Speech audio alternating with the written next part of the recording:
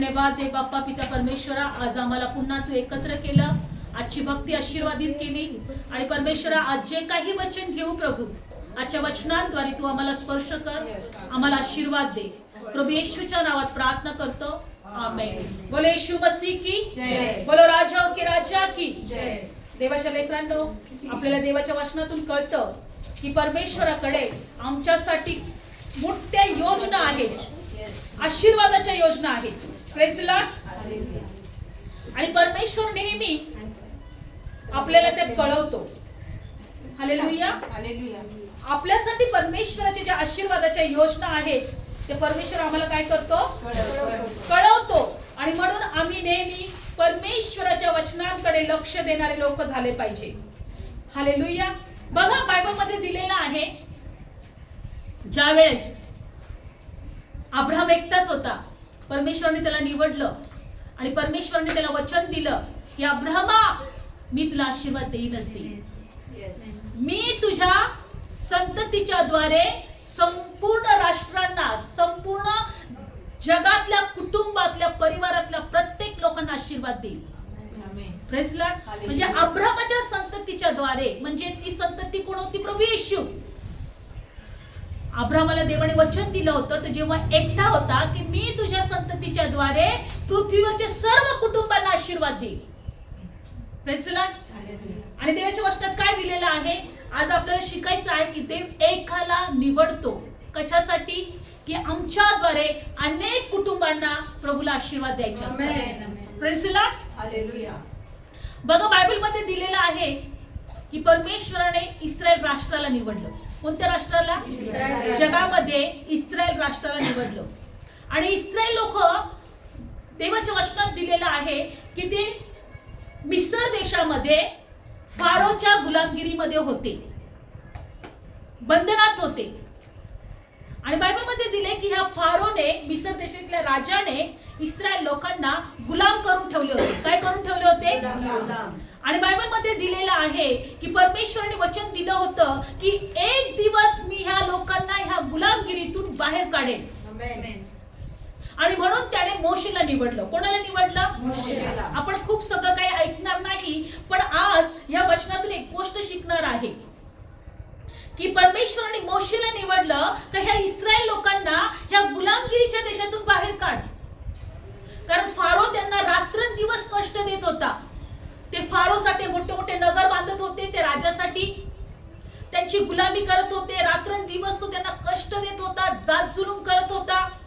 आणि बायबल मध्ये दिले की ते शेवटी इतके त्रासले, त्यांना देव तेव्हा माहित नव्हता, पण ते त्या मिस्र देशातल्या देवी देवतांची पूजा करायचे, कारण त्यांना देव माहित नव्हता. पण ते जेव्हा ते कणायचे, त्यांचं कणणं देवापर्यंत पोहोचलं.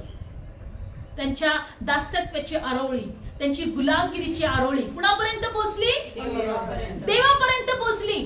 आणि बायबल मध्ये दिले परमेश्वराने त्यांची स्वर्गातून हाक ऐकली आणि मग मोशेला म्हटला, मोशे, माझ्या लोकांना मिस्र देशातून बाहेर काढ, या गुलामाच्या देशातून बाहेर काढ, आणि मी त्यांना एका राष्ट्रामध्ये घेऊन जात आहे.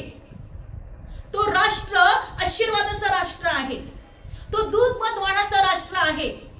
तिथे ह्या लोकांवर कोणी गुलाम असणार, हे लोक गुलामगिरी करणार नाही, हे लोक तिथे स्वतंत्र असतील.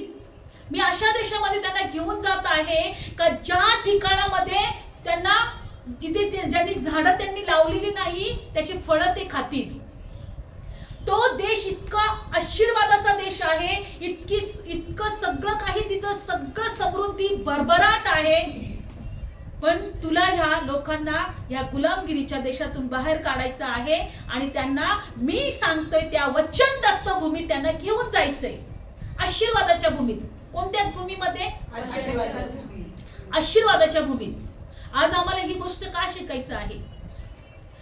कारण की जसं परमेश्वराने मोशेच्या द्वारे इस्रायल लोकांना गुलामगिरीतून काढलंय, तसंच परमेश्वराने आम्हाला सुद्धा कुणाच्या द्वारे सैतानाच्या गुलामगिरीतून काढलेला आहे.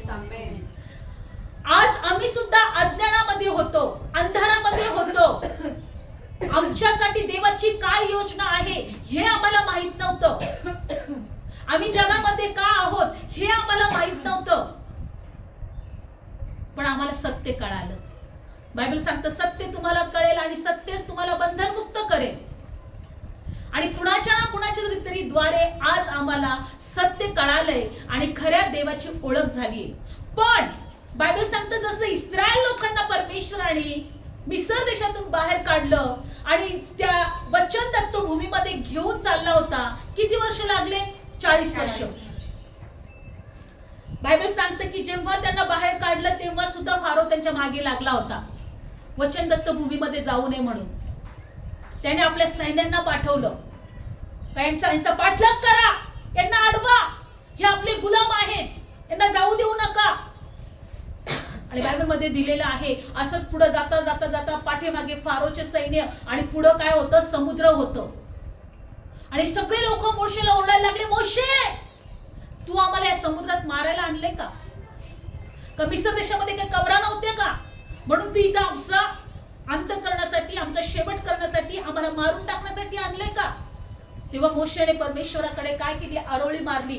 प्रभू पाठीमागे फारोचे सैन्य आहेत, पुढे समुद्र आहे, आता हे लोकांना तर मी वचनदत्त भूमीत घेऊन चाललोय आणि ह्या लोक आता इथं नाश पावतील, एकतर समुद्रात बुडतील किंवा मागे जर निघून गेले तर सैन्य मारून टाकेल.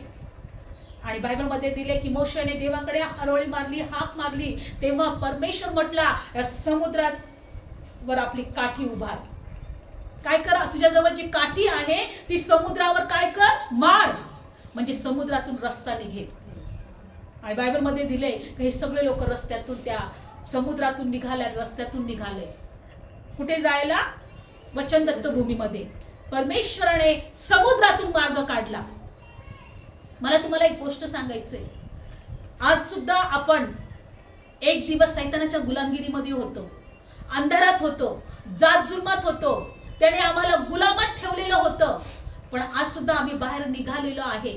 परमेश्वर आम्हाला आज सुद्धा, आज आत्मिकच नाही तर स्वर्गीय नगरामध्ये घेऊन चाललेला आहे.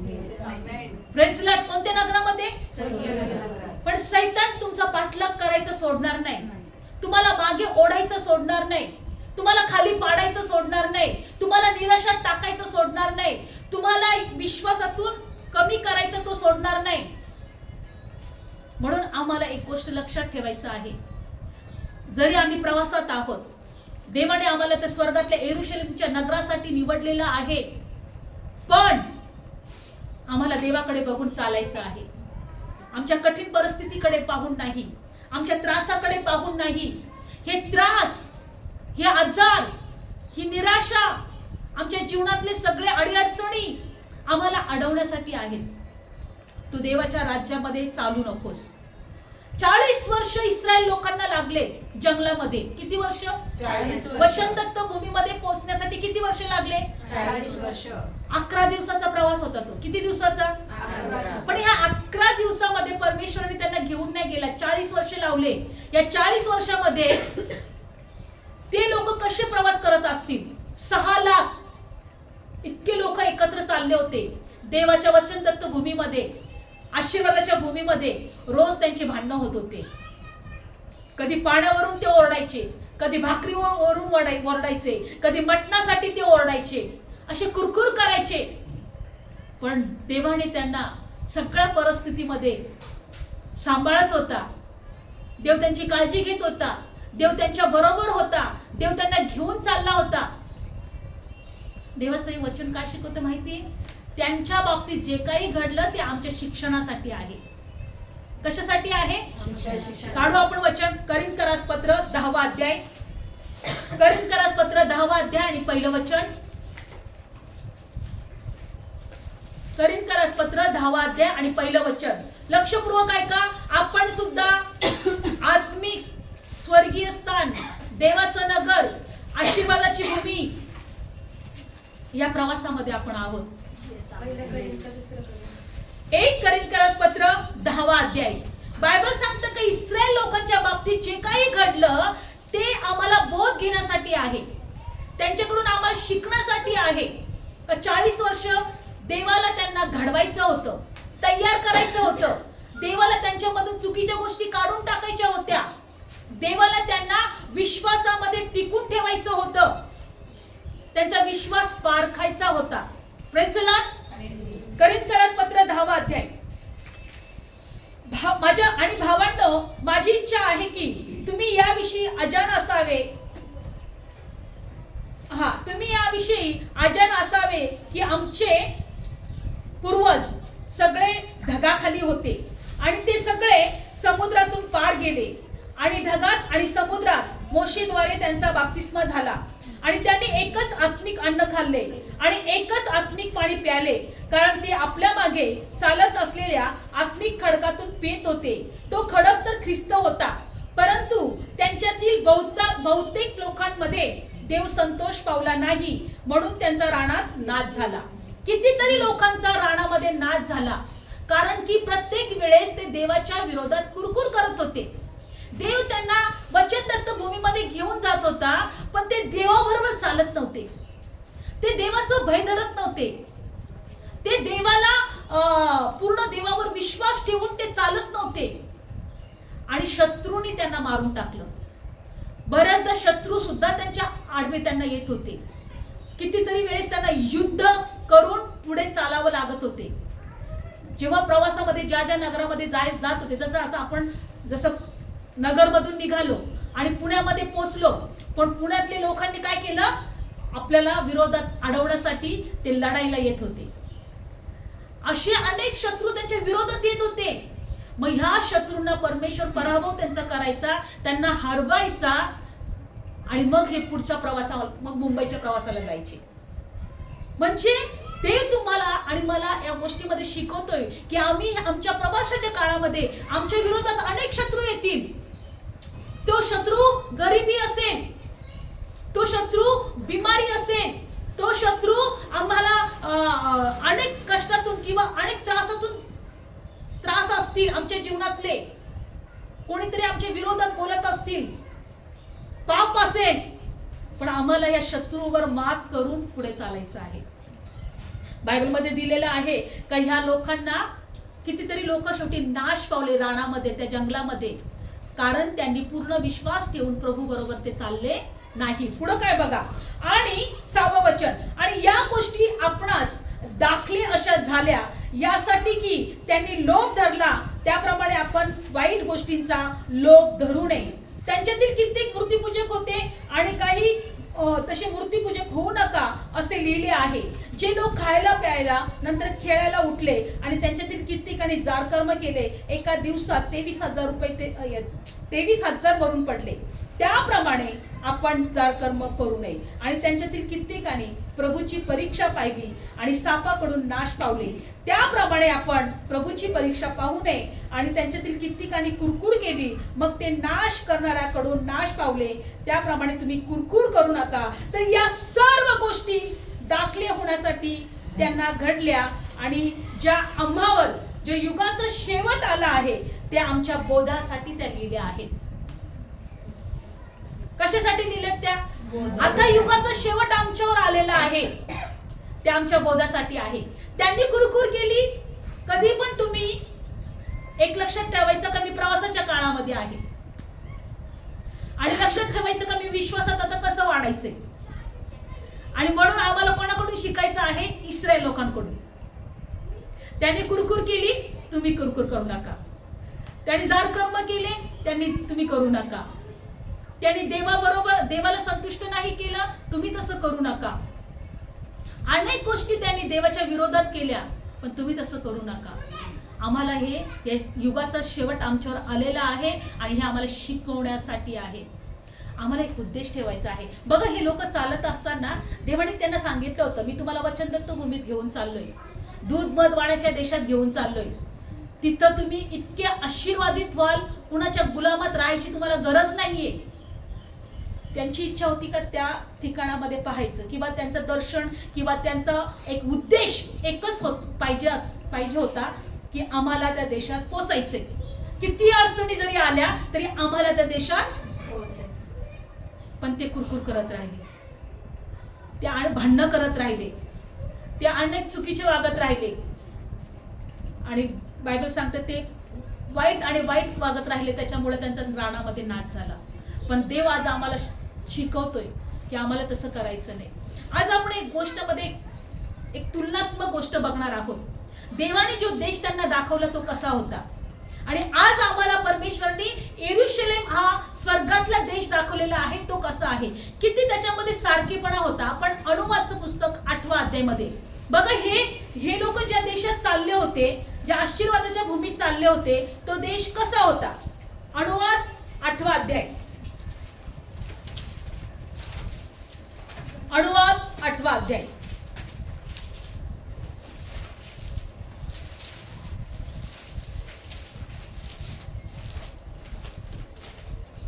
काढला अनुवाद 8वा अध्याय, वाचूया. 8वा अध्याय काढला, एकच मिनिट. अनुवाद 8वा अध्याय आणि हा देश कसा होता ते आपण बघणार आहोत. हा 8वा अध्याय काढला सर्वांनी, काढूया.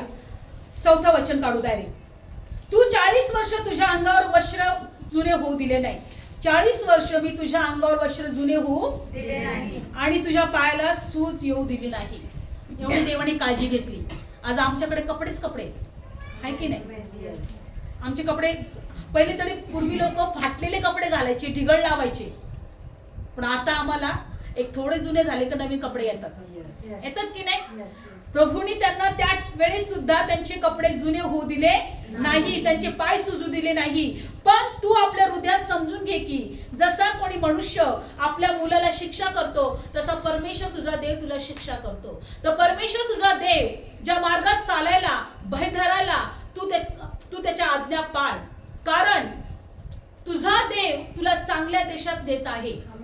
तो पाण्याच्या ओहाळ्याचा देश आहे आणि त्याच्या खिंडीत डोंगरात झरे फवारे वाहतात.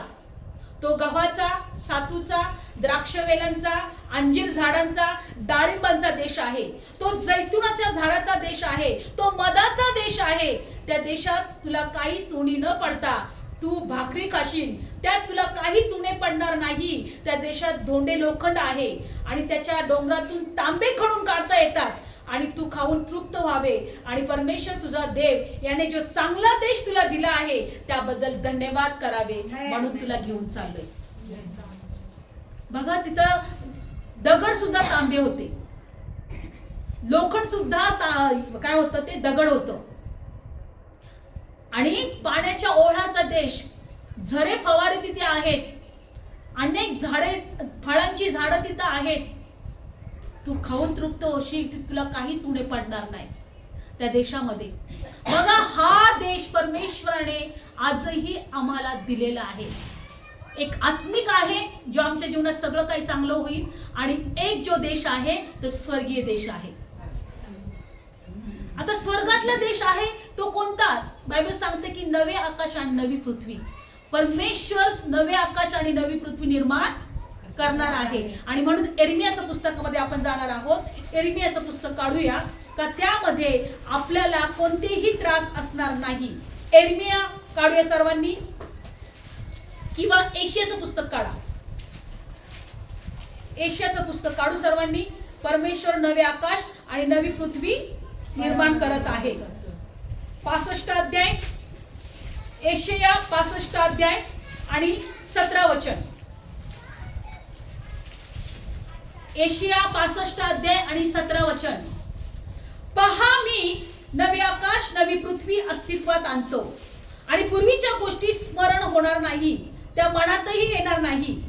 तर जे जे मी अस्तित्वात आणतो त्यात तुम्ही सर्व काळ आनंद आणि उल्हास कराल. कारण पहा, मी येरुशलेमेला उल्हास आणि तिच्या लोकांना आनंद अस्तित्वात आणीन. आमेन. नवे आकाश नवी पृथ्वी परमेश्वर अस्तित्वात आणलेली आहे. कारण या आकाशाखाली आणि या पृथ्वीवर रडणं आहे, दुःख आहे, त्रास आहे, आजार आहे, मरण आहे. पण बायबल सांगतं का तिथे काय असणार आहे. जे मी अस्तित्वात आणले आहे त्या सदा सर्व काळ आनंद आणि उल्हास करा. तिथे काय असणार आहे. सदा सर्व काळ आनंद आणि उल्हास असणार आहे. पुढे 19. आणि मी येरुशलेमेविषयी उल्हासेल आणि आपल्या लोकांविषयी आनंद करेल. तिच्यात रडण्याचा शब्द, आकातांचा शब्द पुन्हा ऐकू येणार नाही. मी जे आकाश आणि पृथ्वी नवीन निर्माण करणार आहे त्याच्यामध्ये रडण्याचा आणि आकांतांचा शब्द येणार नाही. म्हणजे कोणीच मरणार नाही तिथं.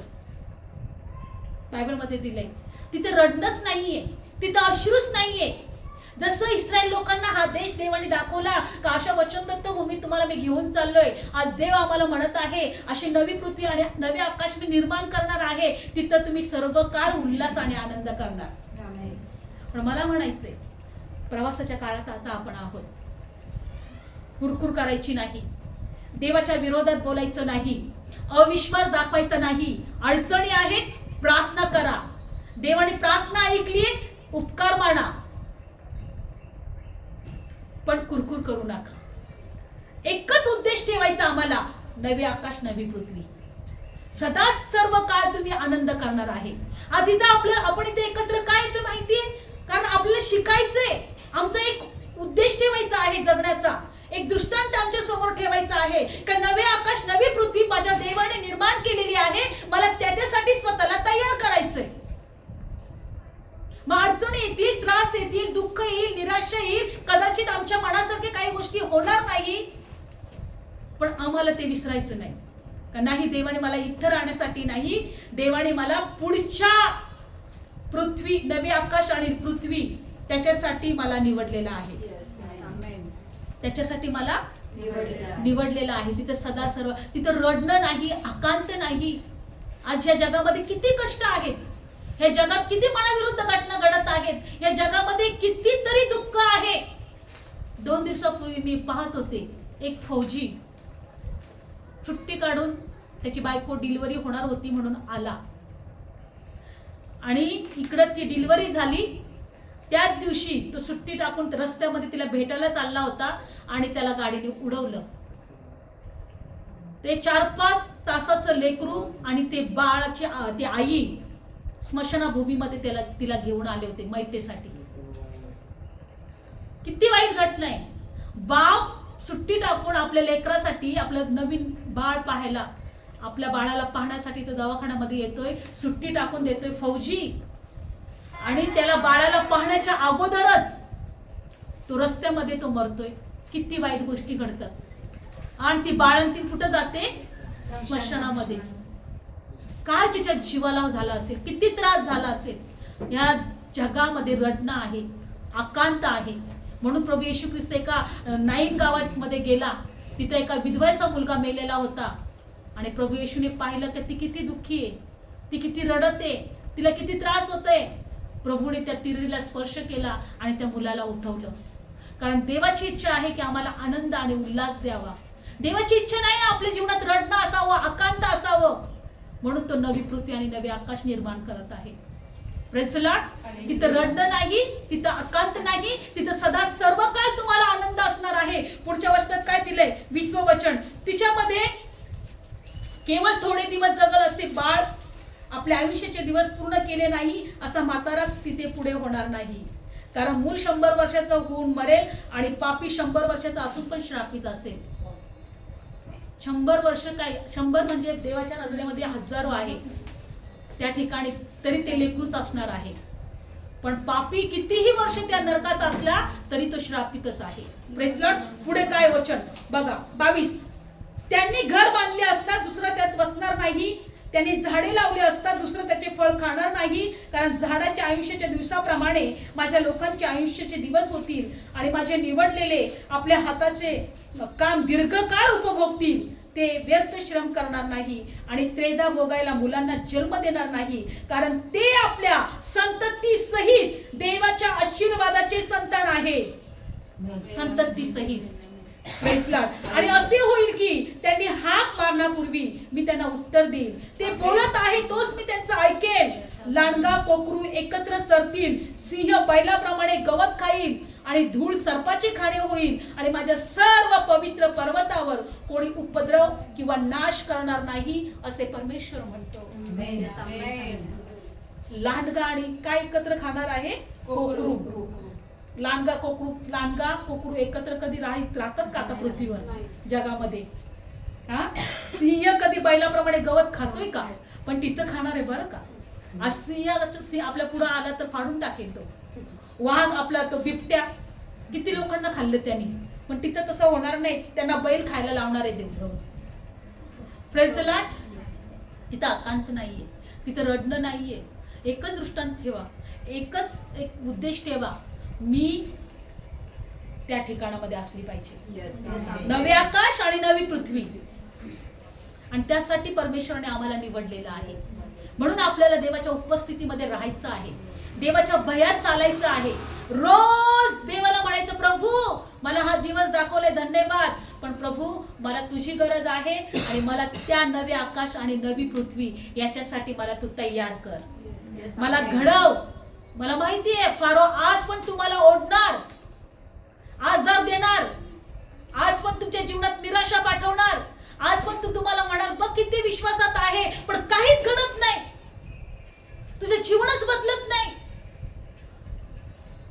पण आम्हाला मागे वळायचं नाही, आम्हाला मागे वळायचं नाही. आम्हाला ते नवे आकाश नवी पृथ्वीकडे पाहायचंय. आमचा तो उद्देश असला पाहिजे. म्हणून बायबल सांगतं की इस्रायल लोकांसाठी जे काही दाखले घडले त्यांच्या जीवनात आमच्या बोधासाठी होते. आमच्या कशासाठी होते ते? आम्ही त्यांच्याकडून शिकावं म्हणून ते होते. त्यांनी जे केलं त्यांनी देवाविषयी कुरकुर केली, तुम्ही करू नका. त्यांचे पाय सुजले नाही, त्यांचे कपडे जुने होऊ दिले नाही देवाने. जसं बाप आपल्या लेकरांना सांभाळत होता तसं देव त्यांना सांभाळत होता आणि वचनदत्त भूमीत त्यांना घेऊन चालला होता. पण त्यांना अडचणी येत होत्या. कधी तहान लागायची, कधी भूक लागायची, कधी त्यांना मटण पाहिजे होतं, कधी त्यांना शत्रू यायचे पुढं. पण अशाही परिस्थितीमध्ये देव त्यांना सांभाळत होता, देव त्यांना पुढे घेऊन जात होता, देव त्यांना विजय देत होता. आज एकच लक्षात ठेवायचं, नवे आकाश नवी पृथ्वी आमच्यासाठी ती वचनदत्त भूमी आहे आणि देवाला आम्हाला त्या ठिकाणी घेऊन जायचं आहे. म्हणून शेवटच्या श्वासापर्यंत एकच म्हणायचं, प्रभू माझा विश्वास वाढव, मला विश्वासात बलवान कर. कोणतीच परिस्थिती प्रभू मला विश्वासापासून दूर होऊ देऊ नको किंवा विश्वासामध्ये पडू देऊ नको. Praise the Lord. बायबल सांगतं असे कित्येक लोकांनी स्वतःला संपवायची वेळ आली तरी पण विश्वास त्यांचा काढून टाकला नाही किंवा विश्वास त्यांचा कमी झाला नाही. असे कितीतरी संत होऊन गेले, कितीतरी देवाचे विश्वासू लोक होऊन गेले, पण त्यांचा विश्वास कमजोर नाही झाला. तुम्हाला माहिती आहे ते एक पास्टर होते, त्यांच्या मुलांना जाळलं, होय ना, रॉकेल टाकून जाळलं, कारण हे धर्म बदलतात म्हणून. त्यांची पत्नी एकच बाहेर होती, त्याची पत्नी एवढंच म्हटली की प्रभू यांना क्षमा कर, यांना माहित नाही यांनी काय केलं. त्यांचा मुलगा, त्यांची मुलं, त्यांचं पती एका ठिकाणी, 2 मुलं आणि एक नवरा, यांना मारून टाकलं. पण तिने विश्वासात मागे फिरली नाही, तिचा विश्वास कमजोर झाला नाही. तिला माहित होतं की देवाने माझ्यासाठी मोठ्या गोष्टी आखलेल्या आहेत. हे जीवन थोड्या काळासाठी आहे, हे जीवनामध्ये आम्ही थोडे दिवस या ठिकाणाच्या जगामध्ये आहोत, पण सार्वकालिकासाठी आम्ही तिथे असणार आहोत. Praise the Lord. डोळे बंद करूया, प्रार्थना करू. Hallelujah. Thank you Jesus, thank you Jesus. धन्यवाद यीशु. उकाब की तरह उड़ता ही जाऊंगा, तेरी महिमा कर करके नया बल मैं पाऊंगा. ओ आराधना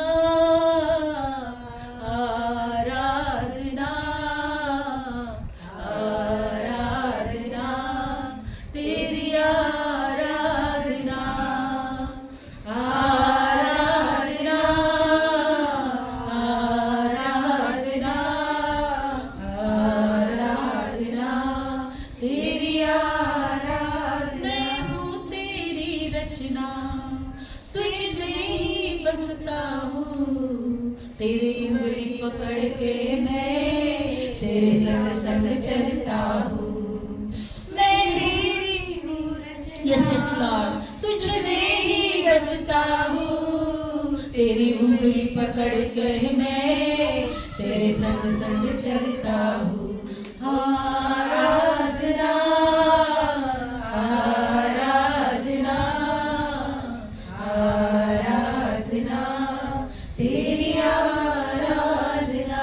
परमेश्वरा आम्ही सुद्धा प्रवासाच्या काळामध्ये आहोत, पण जसे इस्रायल लोकांवर तेव्हा संकट आले, त्यांनाही परमेश्वर अडीअडचणी आल्या, आणि मोशेने जेव्हा जेव्हा तुला हाक मारली, प्रार्थना केली, तू त्यांच्या अडी अडचणी सोडवल्या प्रभू. त्यांना देवापा भूक लागली, तू स्वर्गातून मान्ना पाठवला. तहान लागली, तुम्ही खडकातून पाणी दिलं. शत्रू त्यांच्या आडवे आले, त्यांचा नाश करण्यासाठी तू शत्रूला हरवलं. त्यांच्या लढाया तू जिंकल्या प्रभू. आज तुझ्या लेकरांच्या लढाया तू जिंक प्रभू. आज तुझ्या लेकरांची इच्छा पूर्ण कर प्रभू. हर एक बंधन तोडून टाक. हर एक निराशा निघून जाऊ दे. हर एक त्रास निघून जाऊ दे. आजार नाश केले जाऊ दे. यांच्या विरोधात अंधकारची शक्ती, सैतानाच्या युक्त्या योजना येशूच्या नावात आम्ही नाश करतो. तुझ्या लेकरांना आशीर्वादित कर. तुझ्या हर एक इच्छा पूर्ण कर आणि तुझं गौरव होते. प्रभू येशूच्या नावात प्रार्थना करतो. आमेन. बोलो येशू मसीह की जय.